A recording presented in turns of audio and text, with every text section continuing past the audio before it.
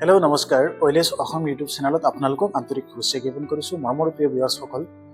আজি আপোনালোক সকলোৰ কাৰণে এটা ইম্পৰ্টেণ্ট আৰু গুৰুত্বপূৰ্ণ খবৰ লৈ আহিছোঁ।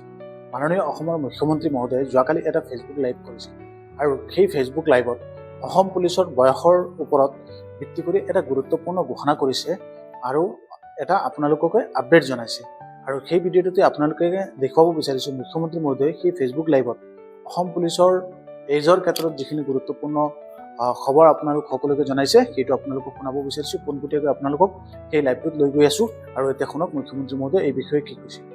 দিনৰ পৰা পুলিচ কনিষ্টবল নিযুক্তিৰ সময়ত মোৰ যুৱ বন্ধুসকলে মোক ৰিকুৱেষ্ট কৰিছিল যে পুলিচৰ ৰিক্ৰুটমেণ্টৰ ঊৰ্ধ্বতম বয়স হয় 18ৰ পৰা নিম্নতম 18, ঊৰ্ধ্বতম 25 বছৰ।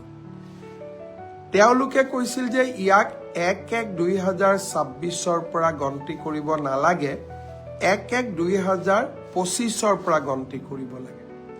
যদি আমি 1-1-2025 পৰা ইয়াক গন্তি কৰোঁ তেতিয়া আজি 18 বছৰ হোৱা ল'ৰা ছোৱালীবিলাকে ইয়াত অংশগ্ৰহণ কৰিব নোৱাৰিব। বহুত ল'ৰা ছোৱালী নিৰাশ হ'ব।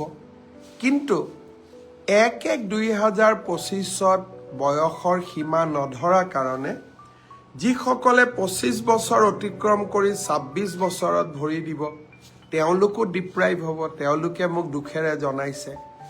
সেয়েহে আজি অসম চৰকাৰে সিদ্ধান্ত গ্ৰহণ কৰিছে যে পুলিচৰ ৰিক্ৰুটমেণ্টৰ বয়স আমি 25 বছৰৰ পৰিৱৰ্তে 26 বছৰ কৰিম। অৰ্থাৎ এতিয়া নিম্নতম বয়স 18 বছৰ হ'ব, ঊৰ্ধ্বতম বয়স 26 বছৰ হ'ব। ইয়াৰ ফলত 1-1-2025 যোনে মোক বিচাৰিছিলে তেওঁলোকেও আবেদন কৰিব পাৰিব আৰু 1-1-2026 হোৱা সকলেও আবেদন কৰিব পাৰিব। সহজ ভাষাত পুলিচত এপ্লাই কৰিবৰ কাৰণে হাইয়েষ্ট লিমিট এজৰ ঊৰ্ধ্বতম সীমা আমি 25ৰ পৰা 26 বছৰলৈকে বঢ়াই দিছোঁ। ইয়াৰ সুফল মই ভাবোঁ আপোনালোকে লাভ কৰিব আৰু পুলিচত আবেদনৰ সময়ো আমি 15 দিন বঢ়াই দিম যাতে সকলো কেণ্ডিডেটে সোনকালে আৰু সময়মতে আবেদন কৰাত। Thank you for watching this video.